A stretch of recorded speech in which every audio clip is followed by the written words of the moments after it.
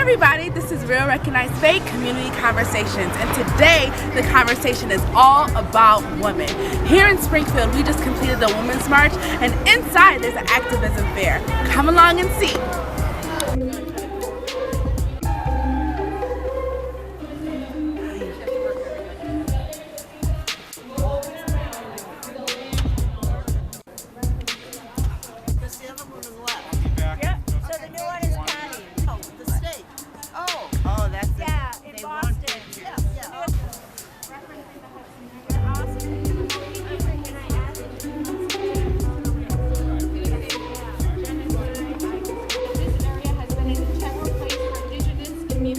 Second, the Nipmuc Cultural Preservation is actively seeking assistance with funding and restoration of repatriated land in Petersham and their only tribal building on 4.5 acres of reservation land in Grafton. Bill to create appropriate educational curricula for and by Indigenous people.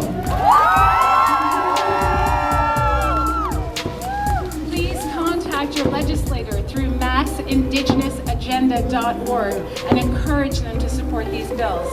Goyanakpak, thank you very much for being here. And colonization. So we'll be working on that and with all of you today. Thank you.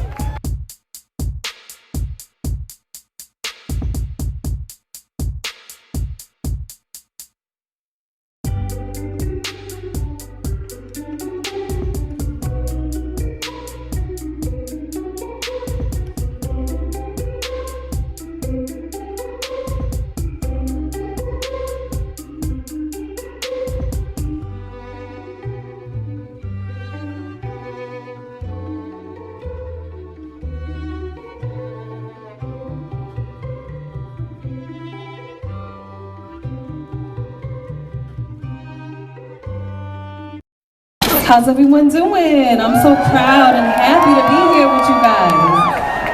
I'm an original songwriter and a singer out of Massachusetts, and I am so proud to be here right now. I want to share a song with you. Is that okay? Let's go, DJ. Clap your hands, y'all. Turn me up, DJ.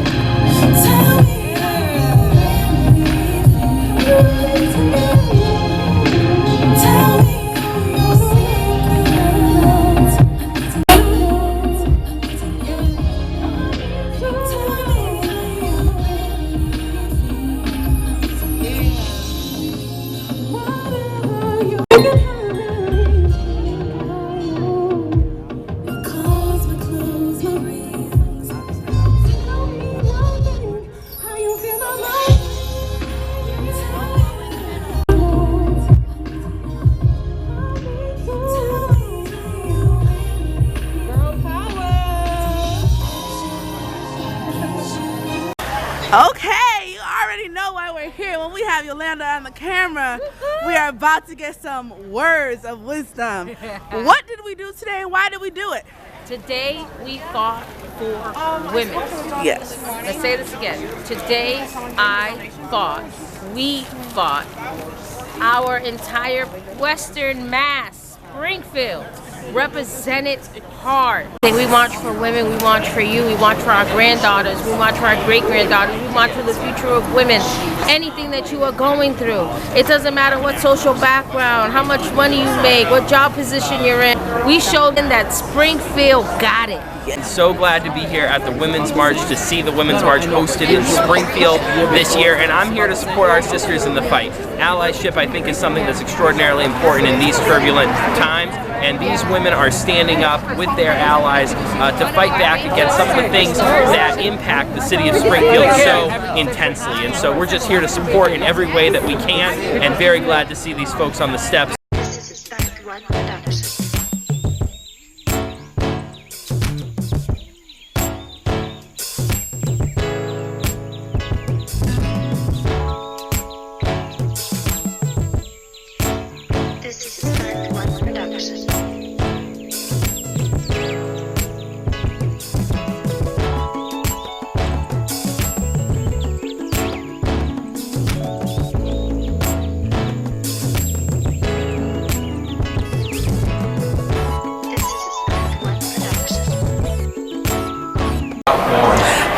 Hello, can you tell us a little bit about your organization? Absolutely. I am my organization.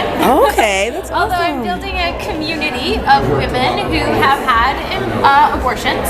Okay. And are looking for ways and support around building the life that they made their choice for. So abortion brings up a lot of feelings for a lot of people. We know that relief is one of the most common feelings. But I think it can be confusing when relief also comes with sadness. Yeah. Wow, that's so interesting because we do always talk about like the before. So the reason why we make the choice to get an abortion if that's what you have to do. But regardless of if you had to make that hard choice, there are feelings that come along with the outcome. So, and just because you had to do it doesn't mean you don't feel something about it. So that's very interesting. There's not a lot of spaces to talk about all those feelings. Right. So that's me. I'm creating space. I have a podcast. Okay. Called Speaking Light into Abortion. So Okay. Just having those conversations. Wow. What is the bigger conversation around mental and emotional health and really owning your life and living the life you made your choice for? Wow, that is so awesome. Thank you so much. And where can we find you? AmandaStarKingsley.com. Okay, perfect. Thank you. We are Great Falls Books Through Bars. We're located in Great Falls or Turner's Falls, Massachusetts. In Franklin County. Yes. Okay. North of here. What do you guys do? We're a Books to Prisons program, so we're inspired by other Books to Prisons initiatives around the country, and we formed just about 3 years ago.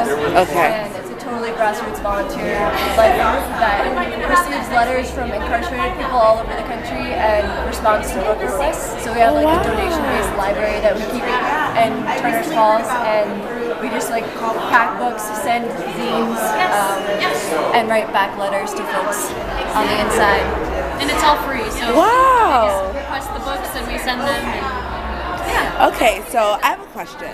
Why is this something that would be important? You know, stereotypes would say something like people in prison deserve to be there and they need to be thinking about the things that they've done. Why would you give them access to literature or anything like that? I don't know, they're growing humans just like, they're growing humans just like anyone else. They deserve, they deserve freedom, they deserve access to resources they don't have.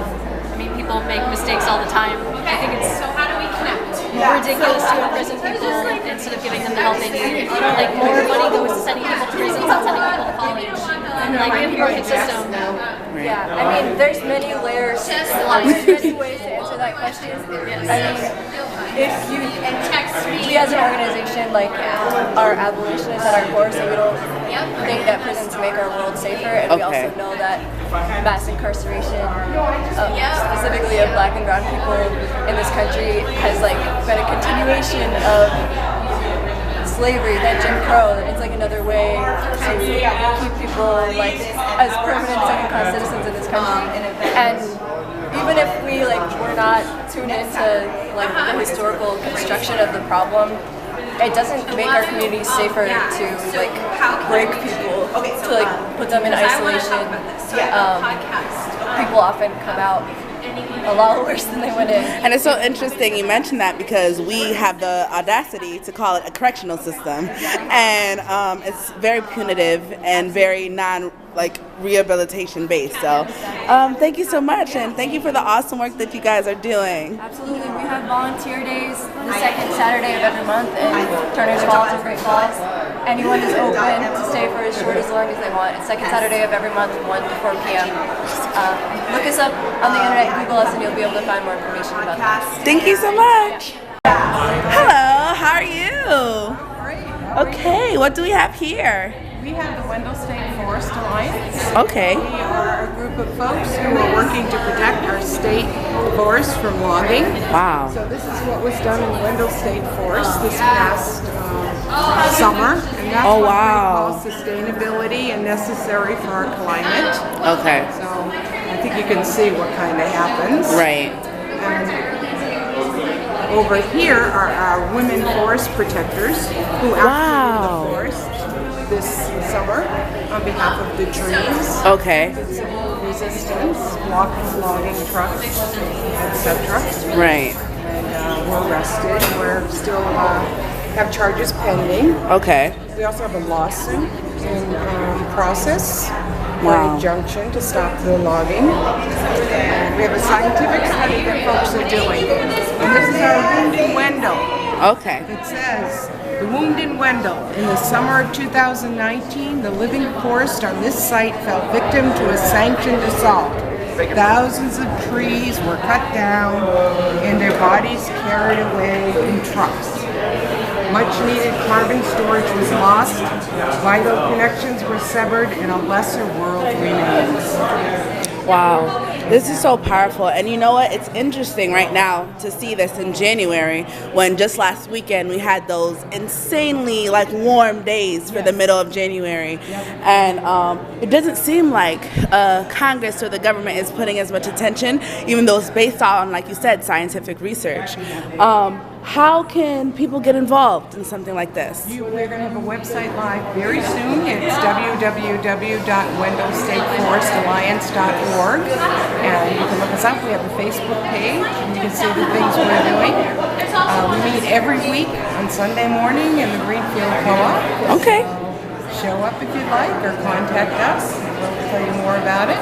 Thank you for so much, so much things that you guys are doing legally, through activism, through awareness. This is awesome. Thank you. Pulling it together as best we can. We all have to do what we can as much as we can. Right. And then that's the other thing too, the empowerment piece of it. A lot of us think that we don't have a say in the things that's happening around us. So the fact that you guys are just showing us the way and how to really be emboldened and get it done. And you know what? In the process, we've become really best friends. Oh, yay. That's awesome. So there's a sisterhood to this too. Yep. Well, again, thank you so much. Thank you. Arcadia Wildlife Sanctuary, which is located in East Hampton and Northampton, Massachusetts. And we are part of the Mass Audubon network of sanctuaries. And the kind of threefold our work is we protect land, we educate about the environment, and we work to address climate change. Okay. Some of our most important ways we're working with climate change right now is we're doing a lot of education programs in middle schools and high schools, and also hosting a youth climate summit. Wow. We get teams from high schools across the valley, and they learn resources, and then they go back to their schools and they actually implement a project. Oh my goodness, that's so we'd love schools to be involved in that. We'd love people to come to the sanctuary and our program and have information about climate change and how to work with it. And it's got that three-prong again. Right. Make some changes in your own life. Yes. But also connect with others. Join a group.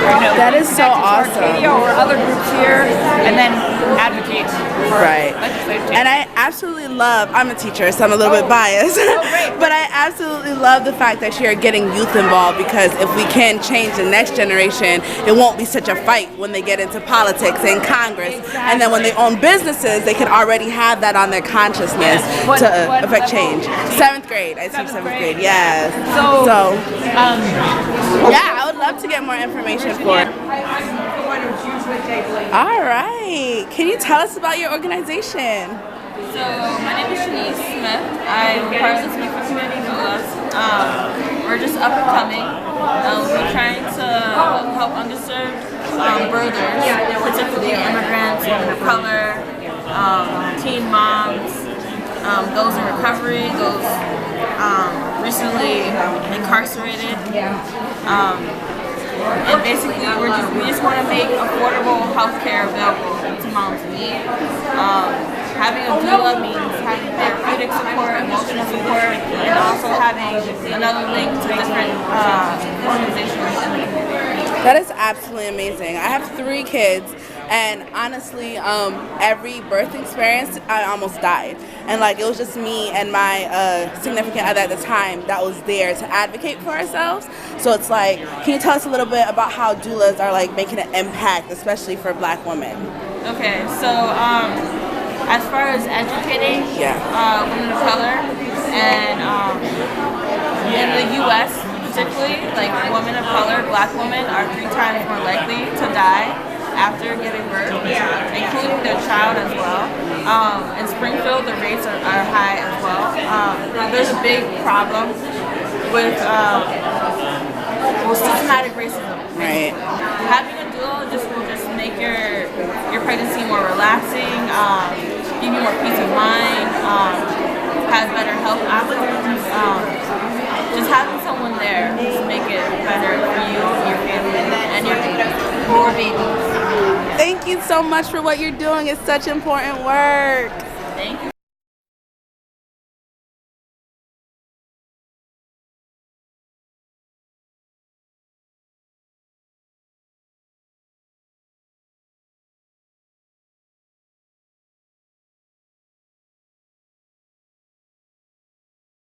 And so we're here to talk about democratic socialism, Medicare for all, Green New Deal, all of these things that we think we can and should have in this country to create a fair and livable world for all of us.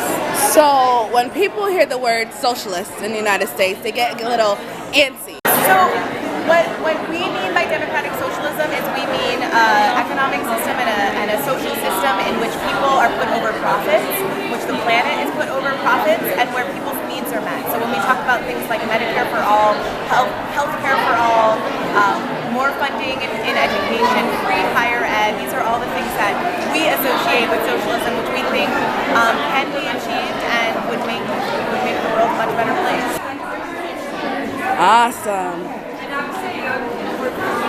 In Massachusetts, there is the Roe Act, which will protect Massachusetts residents from any harm if Roe versus Wade nationally is repealed. We are collecting postcards to send to our Massachusetts State Representative in support of the Roe Act. Okay, and so the Roe Act is something specifically for Massachusetts, right? Exactly. Can you tell us about it? Sure, it's a state bill that would protect and expand abortion rights for all women in Massachusetts. Okay, and this is so important because we have a lot of different rumors swirling about Roe versus Wade on the national level being repealed, right? Very important. And so we want to make Massachusetts one of the states that protects and expands abortion rights for women rather than what's happening in Georgia, which is a reversal of abortion rights. Okay, what are you here doing at the Women's March? Well, I'm at the Women's March. I was volunteering. My friend is Jeanette Rivera. She told me a little bit about it. I told her immediately I wanted to get involved. I'm the political director of the Western Mass Democrats. I've been in I wrote an article in the Hearst newsletter about a little bit about the Western Mass Democrats, some of my other fellow committee members, what we do, what we're about, our positions. And I'm working on a side project with a friend named Chrissy Torres and Lynn Murphy. It's called the Western Mass Tiny Home Initiative. It's mainly focused on homeless vets. So we have two websites. We have Facebook and an Instagram. Facebook, you can go and apply for a tiny home. We have a meeting coming up January 23rd, the Mason Square Library Branch. It's going to be at 6 p.m. We'll have a few people there. A lot of people are coming. We're expecting a big crowd. We'll have some media. We'll have, we're going to be answering questions. Lunch will be served. And I recommend everybody to come out to find out how they can get involved, how they can learn a little bit more about what we do, how they can help out. Awesome. And so many people don't feel like homelessness is even an issue in this area. Can you tell us a little bit about that? Yes, there's a lot of homeless vets, there's a lot of homeless families, there's immigrants, living underneath bridges, homeless people, young homeless people that have nowhere to live. There's alcoholism, there's people that, like vets that don't get enough, let's say, money from the government. It's not enough to keep them from what they're already receiving from their pay for being a retired vet, so they are homeless due to financial instability, instability. And it's so important that you guys are working with veterans because one of the major issues is that they're asked of so much when they're working for the military, and then afterwards it's kind of like all the programs, Veteran Affairs Office is like overbooked, and like there's a lot of bureaucratic issues that goes into them receiving their resources. So the fact that they have other outlets and resources through you is absolutely amazing. Anything else you would like us to know? You can apply if you want a tiny home. We're looking for people that can also recommend spots, that vacant where we can build tiny homes, pieces of land. If you know any vets or anyone that might need a tiny home, if you even know where we can get a tiny home, that might be of use to us as well. So we're looking for a lot of help, and we're planning on taking steps to move forward. We have people that are in on the project who wants to donate. And we're ready to take this movement on so that it's not the Western Mass Tiny Home Initiative, but it's the Western Mass Tiny Homes. Yes, like it's there. We're already doing it, and it's happening. Yes. Thank you so much for all your work. You're welcome. All right, can you tell us about what you are doing here today at the Women's March? Yes, so we're here supporting getting trans women out of ICE detention. The name of our organization is the Trans Asylum Seekers Network, and we're based here in the Valley. So we're offering different ways of support, offering companionship, offering ride support dates, different things like that, whatever the women need. This is what we're doing here today. Okay, awesome. Why is this work important? We need to abolish borders. We need to abolish all ages. And it's really important that in doing this that we're helping that we're supporting some of the most marginalized people be able to build thriving lives here in Western Mass. Awesome. And so one of the things that we don't necessarily discuss when we're talking about rights for different groups like trans people is the stigma that doesn't just affect like your everyday life personally, but like going into businesses or like you said, getting a ride somewhere or not wanting to go somewhere alone. So it's absolutely amazing what you guys are doing. Thank you. Thank you so much. All right, what are you guys doing here at the Women's March? I'm with Mighty Earth. We're an environmental nonprofit, and we are working to clean up the meat industry. Okay. So we are asking Stop and Shop. Should I stop? No. So we're asking Stop and Shop to cut ties with their meat producer, Cargill, who's deforesting forests around the world, including waterways, to grow corn and soy for the animals. So it's really inefficient. It's really terrible for the environment. And so we're asking Stop and Shop to send that message to them that we're not going to pay for this environmental destruction anymore. Right, and that's so interesting because businesses often feel like they're not responsible for the other people that they work with, but they're essentially funding the people that they're working with too. Yeah. So that's awesome. Where can we find out more information? MightyEarth.org. Okay, thank you. Yeah, thank you. That's gives free courses on skills and content building up and down the valley, and the classes are free. Wow. And what type of things do you learn in the classes? How to organize, how to take care of yourself as an activist, how to reach out, how to deal with your own white privilege. Wow. So you guys are covering it all. Where can we find you? We're all up and down the valley. The classes are in Springfield, Holyoke, Greenfield, Northampton, and East Hampton. And you can find us on the web at thetruthschool.org. Thank you so much. That's perfect.